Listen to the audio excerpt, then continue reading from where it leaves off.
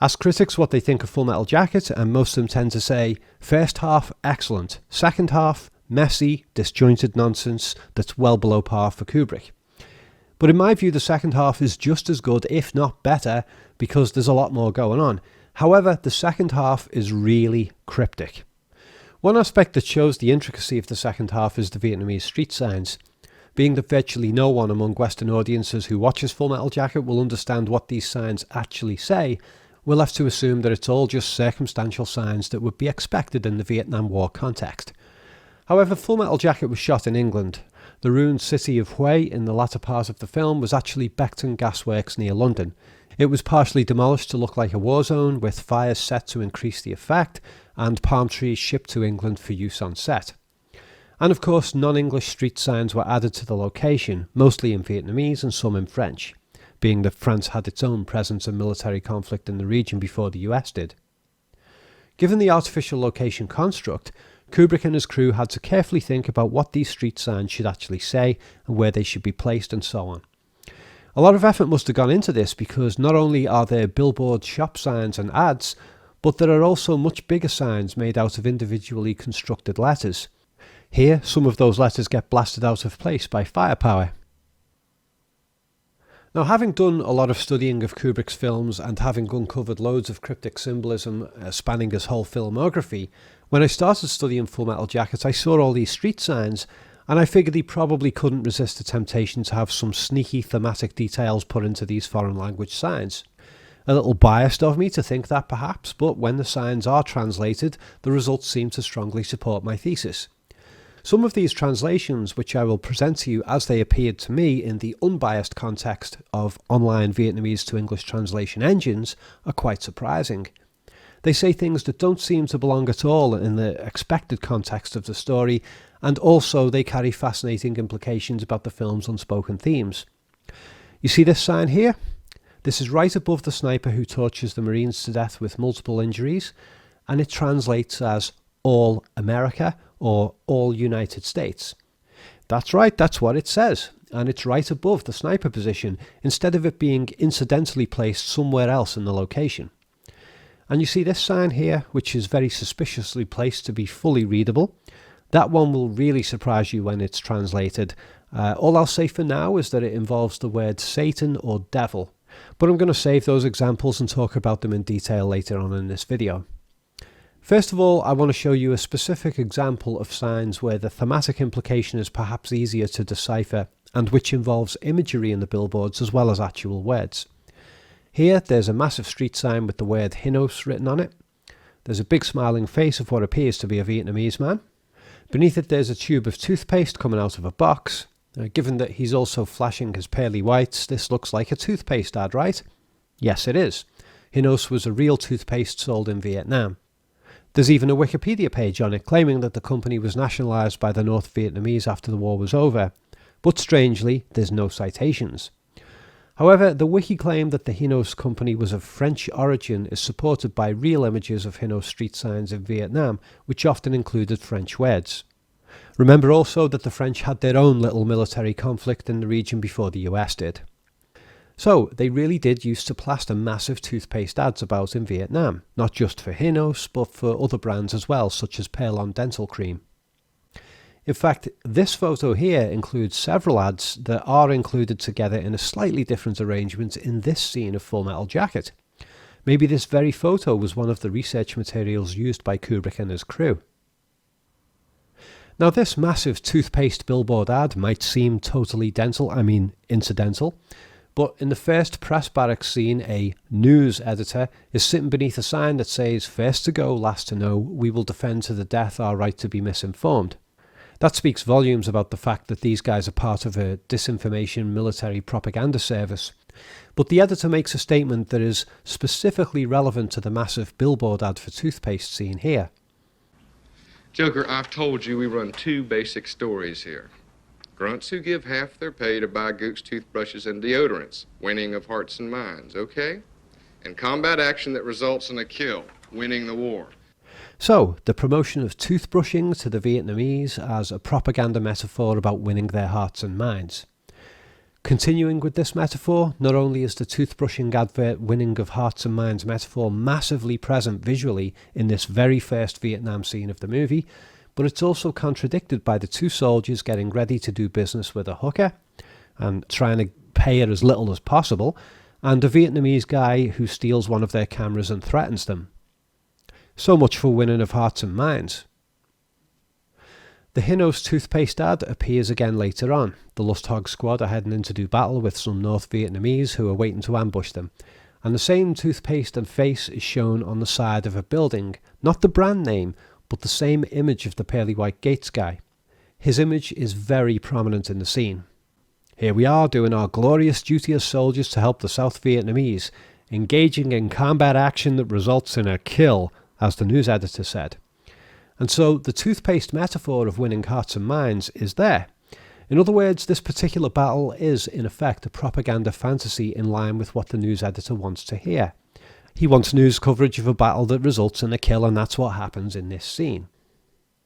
After this battle, the Marines ride on with their tanks, and the Hinos sign is prominent again. This time, the tank turret is pointing right at the guy. Later on in the final battle scene, this war fantasy falls apart.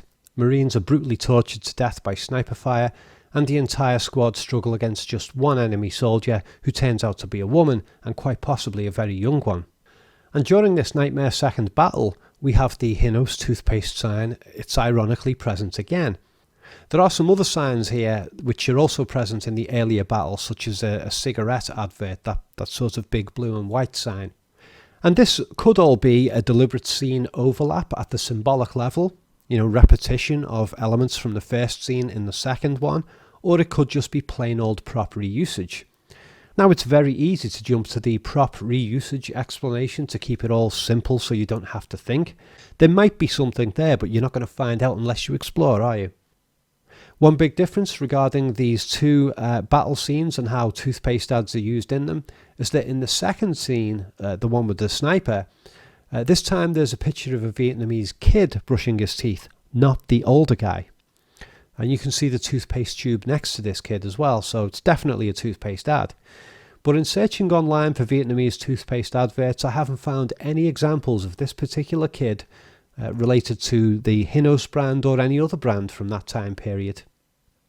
So overall, I suspect here that the winning of hearts and minds toothpaste metaphor has been put into this brutal nightmare battle scene for ironic effect, given that the battle refuses to conform to the fantasy propaganda version laid out by the news editor. Alright, so that's pretty much all of the toothpaste sign ad stuff out of the way for now. Let's start getting into the specifics of actual word translations.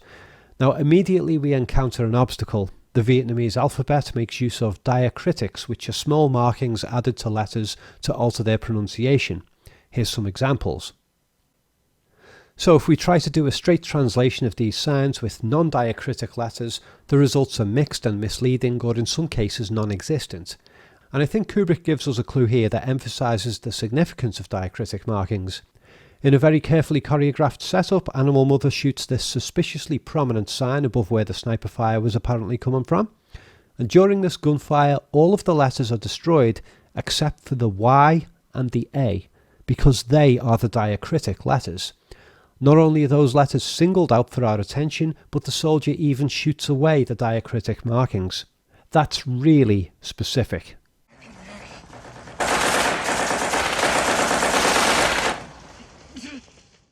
So I think Kubrick has left us with a handful of diacritic word puzzles because he mostly doesn't offer any close-up shots of the various signs that would allow us to specify exactly which diacritic markings are being used.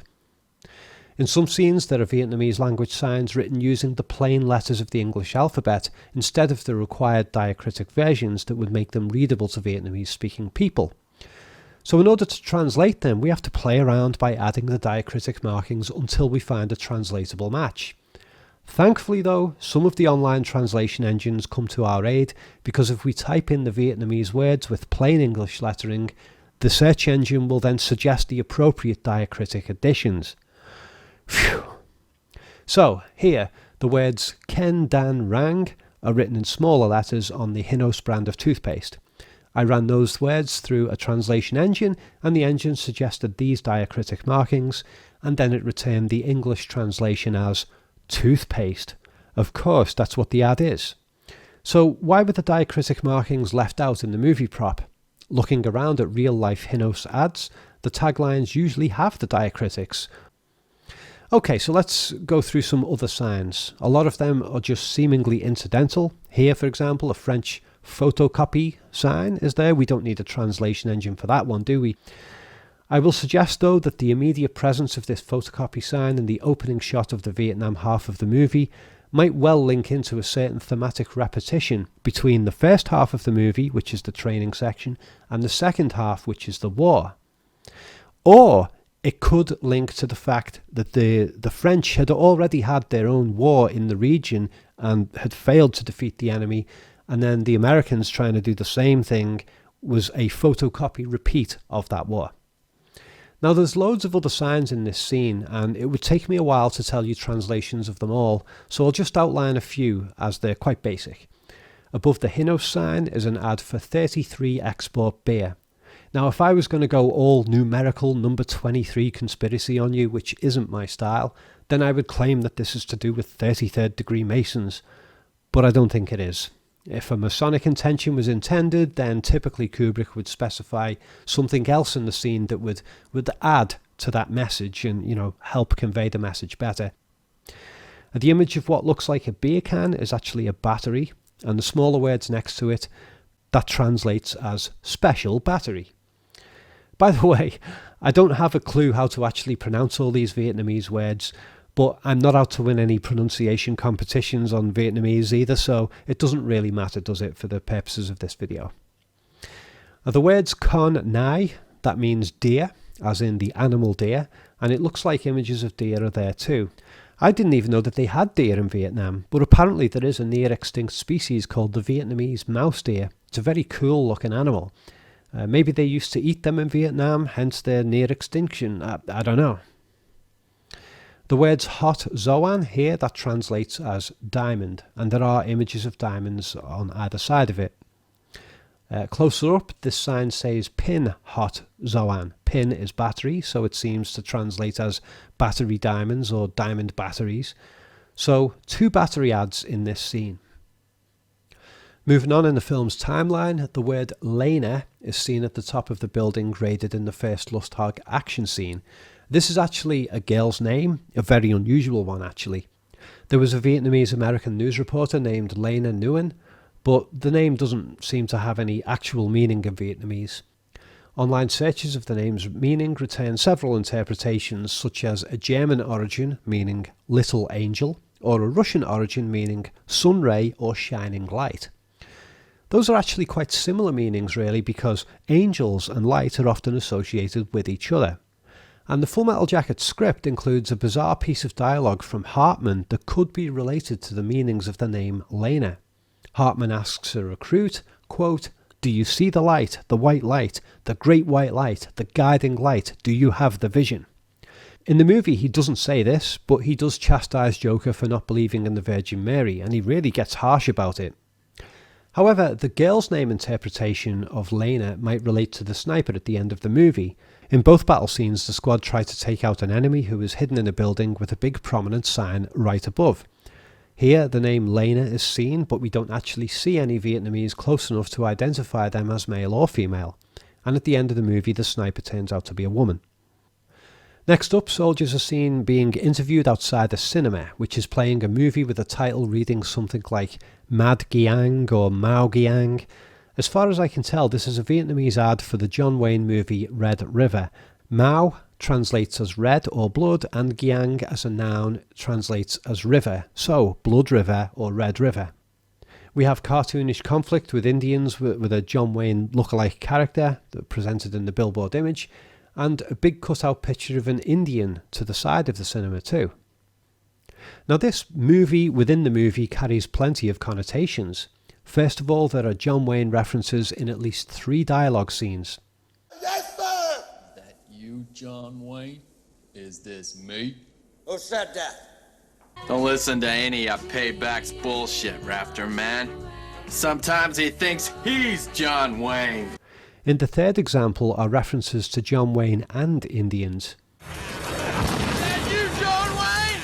Is this me? I'll be General Custer. Who'll be the Indians? Hey, we'll let the Gooks play the Indians.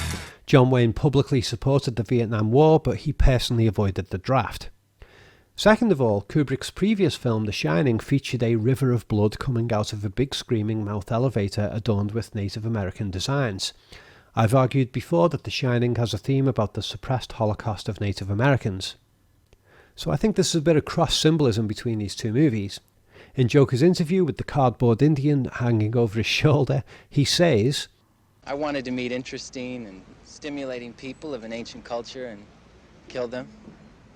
I wanted to be the first kid on my block to get a confirmed kill. So yeah, this is almost certainly a deliberate comparison between the Native Americans and the Vietnamese as other culture enemies. Joker seems to be mocking the motives of his fellow Marines and those who give them their orders. Oh, and a last little detail here. The billboard says Lanark beneath it. There's no Lanark in the movie Red River. However, Nok Lee, same spelling but with the two words reversed, is credited as having played the female sniper at the end of Full Metal Jacket. What are the odds of that? So it seems that Kubrick was deliberately blurring the lines between the Red River John Wayne Western and his own Vietnam War movie. In the next scene after these interviews, the very, very young-looking hooker is brought in for the squad. There are huge Vietnamese words written in the background, but they're only partially visible, so I haven't been able to get a full translation. The words are so prominent, though, that it wouldn't surprise me at all if they're relevant in a thematic sense. A few small words are fully visible though, and I found a couple of translation engine results that say something about boots. Now the first hooker scene had the song "These Boots Are Made for Walking" dubbed all over it, and the line "One of these days these boots are gonna walk all over you," I believe that was a foreshadow of the female sniper gunning down the Lust Hog squad later. So I suspect that the sign here about boots in the background as they're getting ready to all bang this hooker, I think that's a continuation of that same metaphor. One of these days these boots are going to walk all over you. After this scene, there aren't many signs left in the film, but this one is a killer. Punching the full sentence in with diacritic markings gave me a variety of results. I'll just throw them all on screen for you here.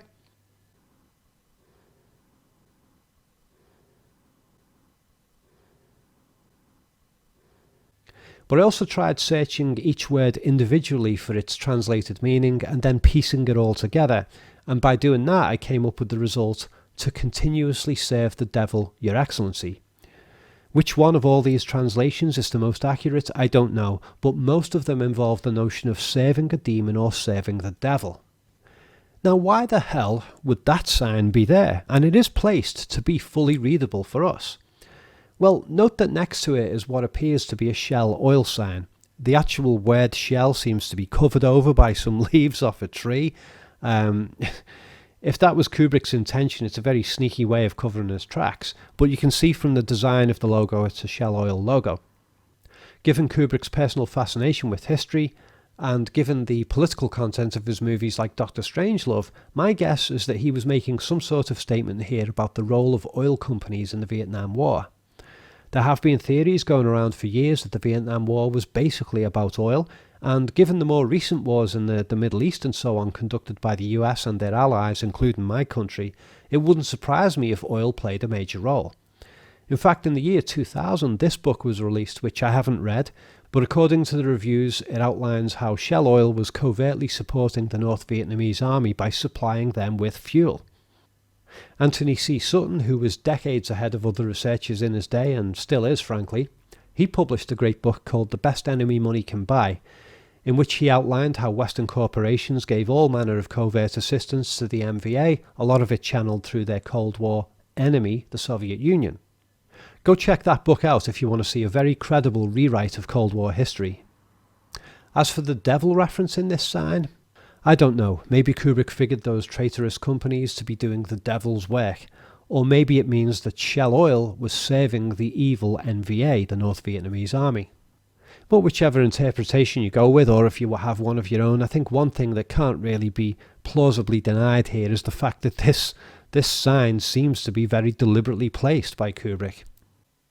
Before we carry on with this video, folks, I just want to take a quick moment to mention, for those of you who are new to my work or only just recently subscribed to my channel, the content that you get here on this channel is only a small part of my full body of work. I put 15 to 20% of my stuff out for free on YouTube, but if you go to my website, which is collativelearning.com, which is linked in the video description, you can go and look at all my offline content, which is available as digital downloads. Mostly it's videos, some of it's articles, and some of it's audio files. There's tons and tons of stuff there.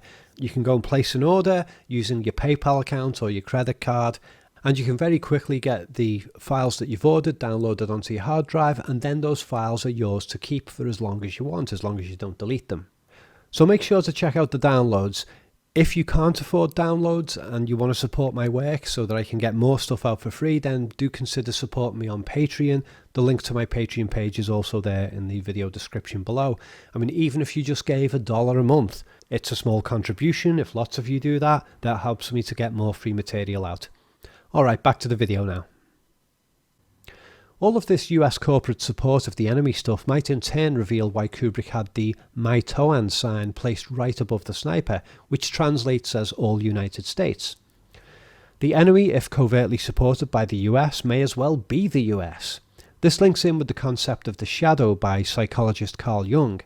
Co-writer Michael Herr, who wrote Full Metal Jacket with Kubrick, has cited that Kubrick very clearly talked with him about his desire to get the concept of the shadow, the Jungian shadow, our hidden dark side, into the Full Metal Jacket movie. Lead character Joker even verbally introduces Jungian concepts into the movie. I think I was trying to suggest something about the duality of man, sir. The what? The duality of man, the Jungian thing, sir. And so it seems that in this film, the Vietnamese enemy represent the dark side of the US Marines. So, All United States as a sign above the enemy sniper seems appropriate to that theme. Also in this scene is a big blue sign shown from the sniper's point of view, made out of constructed letters, not ones painted onto the side of a building. So a fair bit of effort went into putting that sign there. Why put it there if there's no point? If it's just incidental, you could just have it painted and save on budget. I'm really not sure what the accurate translation of this should be, nor what the implication is to be taken from it. Here's the results I got from both the full phrase and the individual words separated out for translation. I'll just throw them all on screen, you take a look.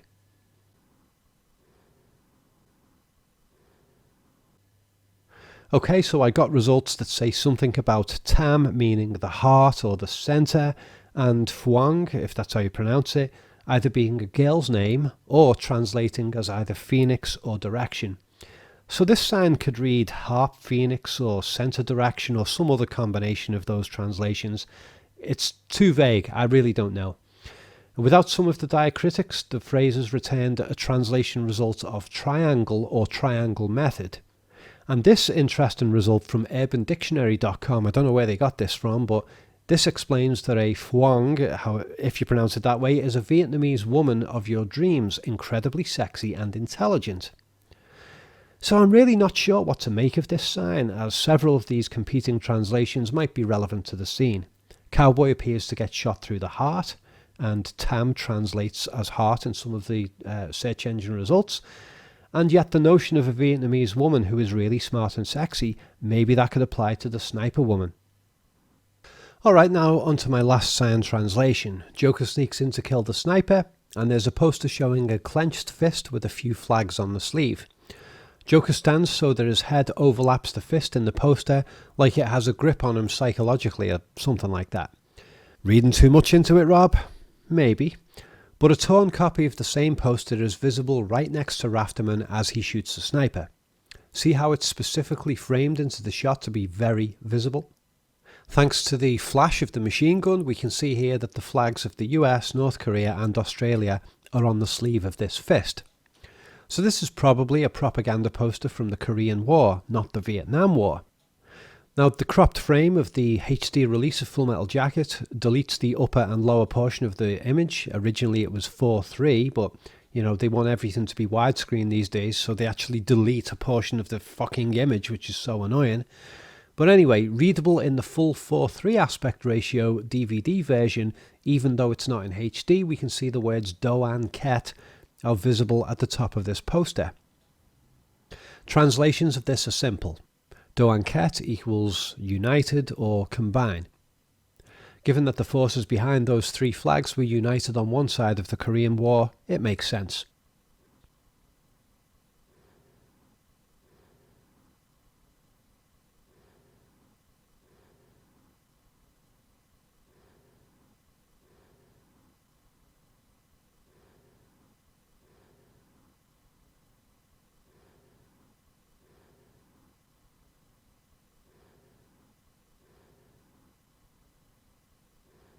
So why is this Korean War poster present in Full Metal Jacket's Vietnam War setting? Is it incidental? Is the fist illustrating some psychological control of the soldiers as they hunt and kill the sniper, or is it something else, such as there being a historical repetition of some kind regarding the Korean and Vietnam Wars? After all, most of these small wars, Vietnam, Korea, and the more modern ones like Afghanistan, Iraq and so on, these are basically proxy wars in which the big hitters, US, Russia and China, fight it out on a third-party turf with the localised forces being covertly funded and supplied by the competing superpowers. Kubrick certainly was aware of this. He told one interviewer, quote, "The great nations have always acted like gangsters and the small nations like prostitutes," end quote. Alright, so there you have it, translations of some of the Vietnamese street signs in Full Metal Jacket. I've offered some post-translation interpretations of meaning, but maybe you can come up with some really interesting and credible interpretations of your own. I'd love to hear them.